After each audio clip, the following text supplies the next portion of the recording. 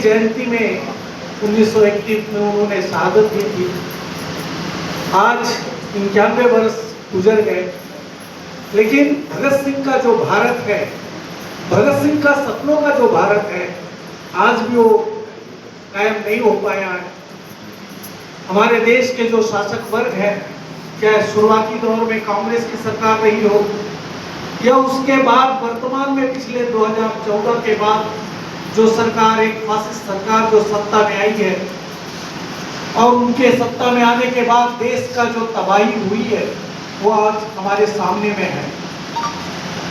भगत सिंह का जो सपनों का भारत था, आपस में भाईचारा, समानता, सबको समान अधिकार, एक व्यक्ति द्वारा व्यक्ति का शोषण ना हो, एक राज्य का दूसरे राज्य का शोषण ना हो, एक देश के द्वारा दूसरे देश का शोषण ना हो, ऐसा एक देश का, ऐसा एक भारत का सपना उन्होंने देखा था।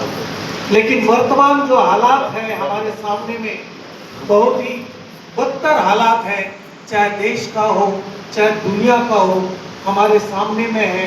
हम देख रहे हैं पिछले 3 साल से यूक्रेन के ऊपर लगातार हमला रूस के द्वारा हो रहे हैं, और ईरान के ऊपर पिछले 28 फरवरी से जो हमले हो रहे हैं, जिसमें इजराइल, अमेरिका के द्वारा ईरानी जनता के ऊपर लगातार हमले हो रहे हैं, और लेबनान की जनता के ऊपर हमला हो रहा है। गाजा के अंदर हजारों के तादाद में निर्दोष जो जनता मारी गई है, एक युद्ध जैसा हालात पूरी दुनिया के अंदर है, और उसका असर हम अपने देश के अंदर भी देखते हैं। आज हमारी जो जनता महसूस कर रही है कि गैस सिलेंडर का जो दाम क्यों बढ़ाया गया। हम कहते हैं कि दुनिया में कहीं अगर कुछ हो रहा है तो हमको क्या करना है, लेकिन दुनिया के किसी भी क्षेत्र में कोई भी घटना होती है, उसका जो असर है आज हमारे देश के ऊपर भी पड़ता है। ये चीज हम लोग आज महसूस कर रहे हैं।